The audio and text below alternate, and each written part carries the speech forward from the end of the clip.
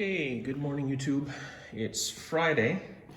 I haven't filmed the last couple of days because it's mostly just been cleaning and there's nothing really as big as changed here in the house. I've got to see my daughter for the first time in, well, since the quarantine social distancing thing started. So it's been a little over a month. So I've been hanging out with her and, catching up and spending some quality time. So I got a call from the boss of the company rebuilding my house this morning. And apparently, while they were cleaning, one of the workers stepped on a register hole and came down through here. I'll show it from the top in a minute. But apparently he's broken his leg. The ambulance was here and did take him to the hospital for that. There's nobody on site right now. I guess the job is shut down for the next little bit and work's going to resume on Monday. You can see really well the high water mark from the flooding on the chimney and on the support poles here. But yeah, so here we are. This is what's left of my house on the inside. Yep, you can see. Just got out to the stairs. The last of the charred beams is out, and the rebuild is going to start from there. But I'm just going to show you a few things. Like usually when you're passing electrical in that, it's okay to drill a small hole through a beam. But this is definitely not okay. This was a drain hole for the bathroom or for the ductwork. Maybe, I'm not 100% sure because everything's kind of tore out. But I mean, look at the size of the hole they made here for the drain to go up to the tub. And look here, I don't know, you can't really see it from that angle. Let's try to turn around for the light. No, it's not gonna show. But basically, for the manifold here for the toilet, they just cut out a part of the joist. It's stuff they did back when this house was built and there's no building codes or building inspectors. They just, this is where I want it and they're gonna make it fit. Yeah. I'm gonna show you this that we noticed once we got the insulation out in that, but right here, this is in the master bedroom, and this is behind drywall and a layer of tongue and groove boards. But there was obviously a water leak from that window, and you come down, you can see light through there at the bottom. That's all gonna have to be ripped out and changed up to like the window height because it's rotten. It's gonna have to be fixed. And we come over to the large living room window, and we got the same issue at the bottom there. It's rotted out. It's gonna have to be taken out and replaced. I'm hoping that the sill joist is okay. We might have to cut out a piece of the sill joist here, but we'll find out more once we get into it. And you can see here where the sewer lines go out to the house, the municipal, and we finally got the water out down into the sump hole. That's good. But if we don't stay on top of it, within a couple of days the water's going to be up over again because the river's still about 4 feet higher than it should be from the snow melt. So we're going to come back up the stairs here. And you can see it's quite a drop if you're not careful.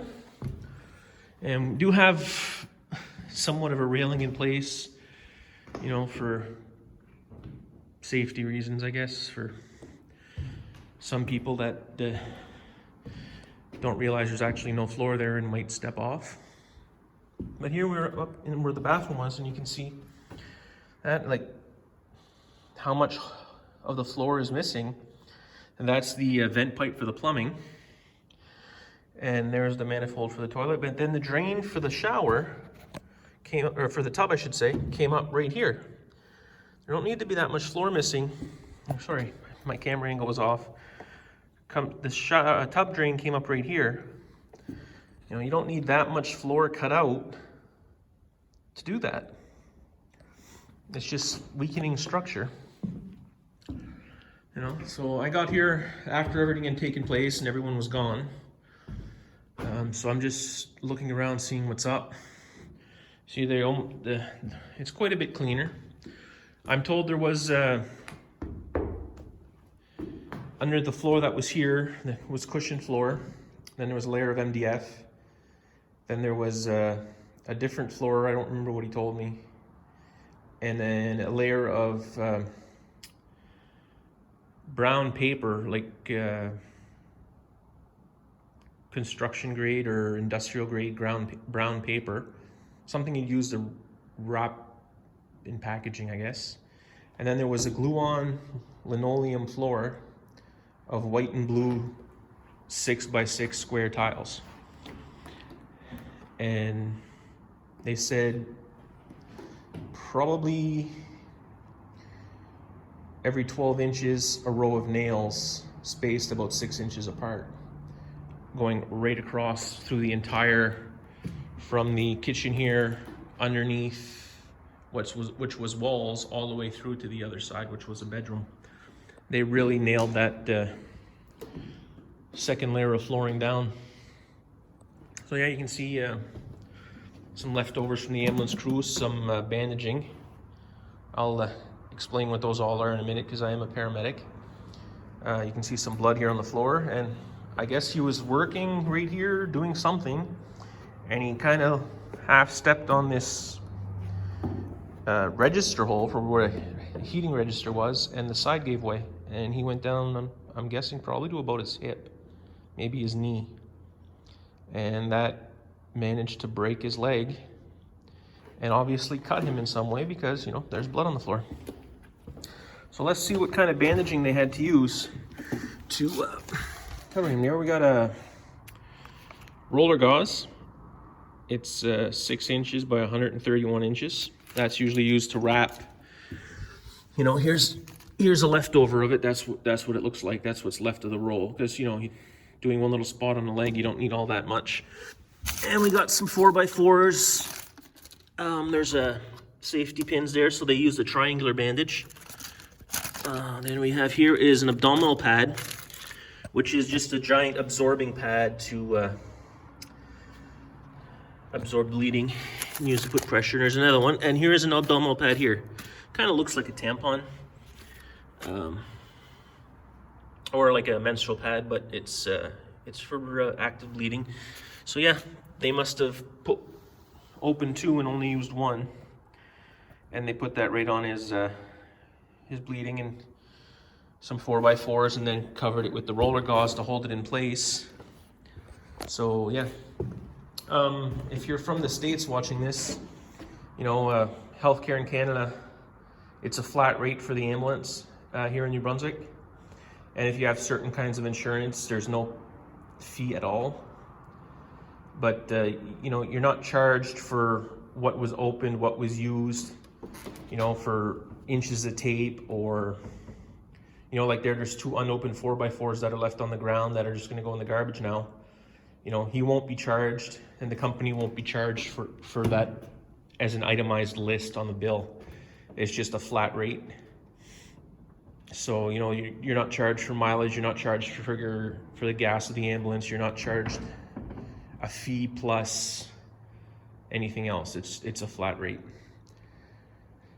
I don't know exactly what it is now, but I believe it's around $130 or something like that to use the ambulance. It used to be $250.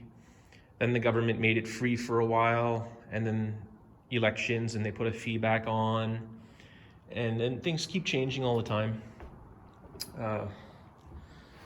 It just depends with whatever form of government is in power at the current moment.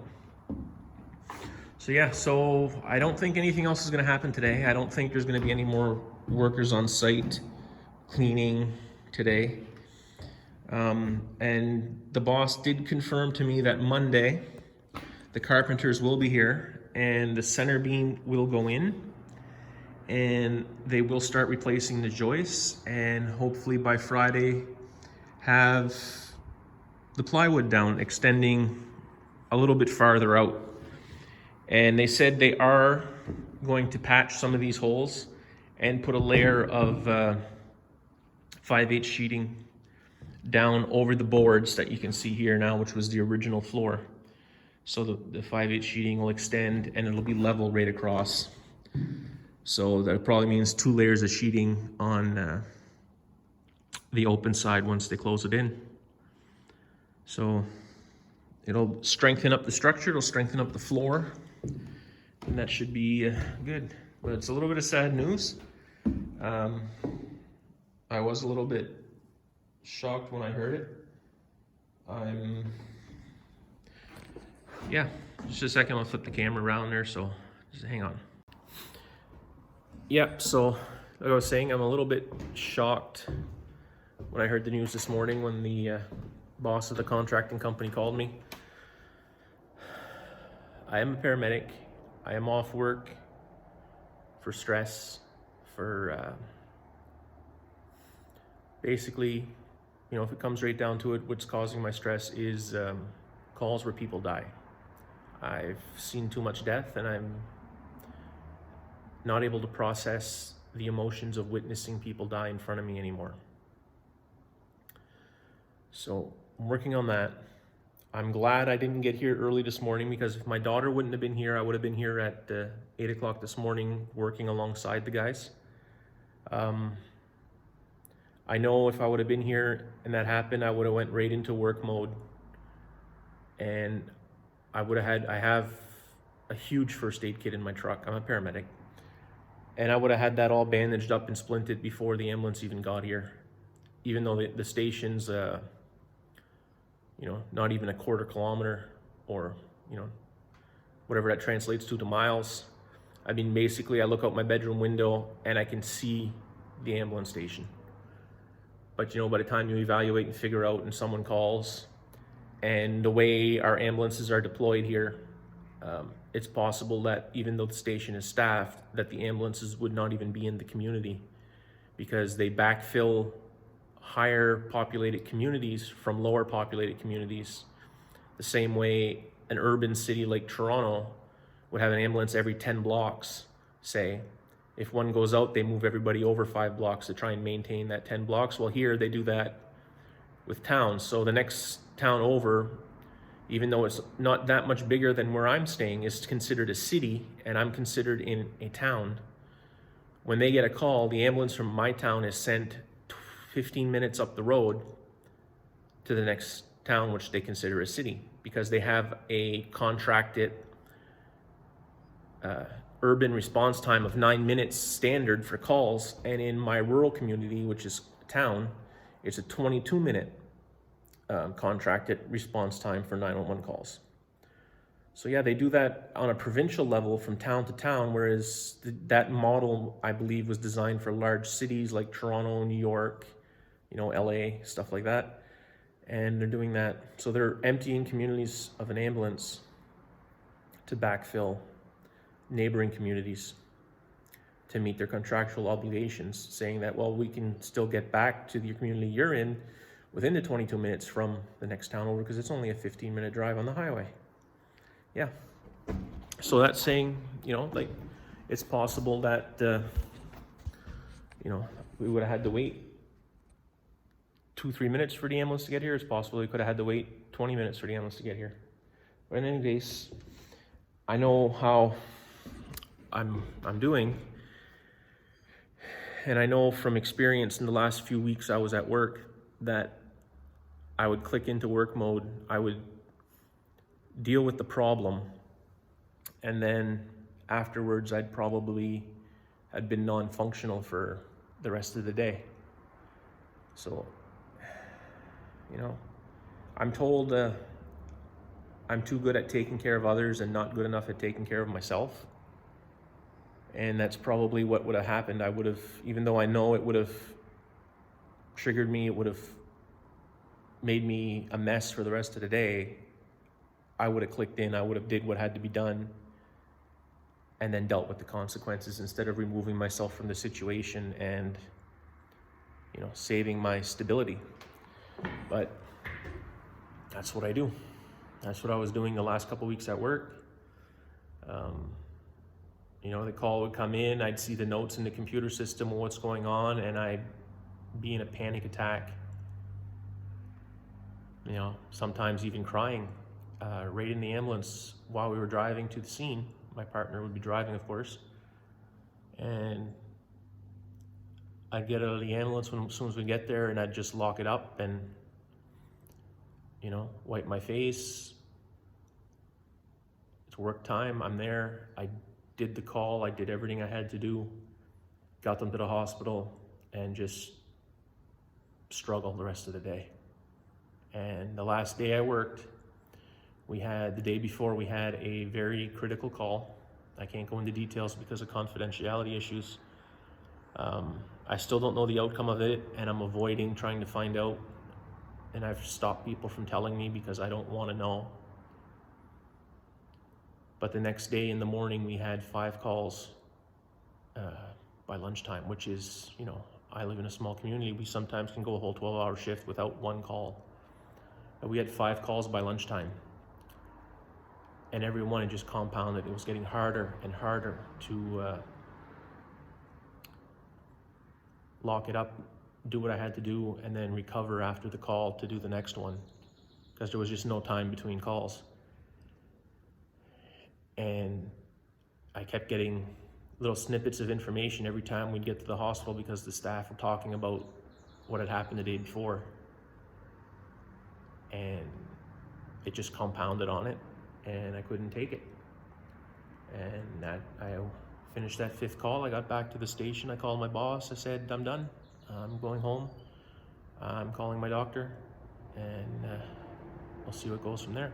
I was still in treatment. I was still going to see people and talk to people on a bi-weekly basis for months before, and I couldn't handle it no more. So anyway, I'm getting weepy from talking about it. So this is supposed to be a house recovery video more than a me recovery video. So yeah, that's what happened today on the job site. There's gonna be nothing else till Monday. Me and my buddies were gonna come in here and have a few beers and knock this chimney down. But basically now the job site is shut down. It's been declared unsafe. So technically I'm not even supposed to be in here. So the weekend project for filming and demolishing of the chimney is not going to happen till next weekend. So I'm told they'll have the floor straightened up and be less of a danger of falling through by then. And I got to work on my camera angles, and we'll get this chimney out because it's not part of the job spec. It's not the insurance is not paying for it from fire damage. So I either pay the contractor out of my pocket to do it, or I get a couple of friends, a couple cases of beer, a few sledgehammers, and we do it ourselves. And that's what's going to happen because, I'm fairly broke not working. Workers' comp, they say they pay 80%, but that's 80% to a maximum, and I make, 45 grand over their maximum. So I'm basically getting about, it works out to roughly about 55 to 60% of my salary because I'm above workers' comp's maximum salary. So, and which is 69,000. So if you have a job where you make 400 grand a year and you get put on workers' comp, you're getting a salary of 69,000. That sucks. Yep. So that's it for now, and we'll be back on Monday. And next weekend we will have a epic chimney dropping, drinking kind of video. All right. Have a good one.